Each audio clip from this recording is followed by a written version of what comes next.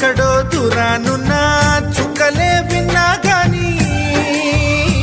కదిలించలేదా కాస్త కూడా నీ మనసుని పరదాలు దాటి ఒక్కసారి పలకరించవేమి అందరినీ ఇలా వెంటపడి అడగాల సరదాగా నువ్వే ఎదురైతే సరిపోదా నిద్రపోతున్న రాత్రి నడిగా గుటికి చేరిన గువ్వల నడిగా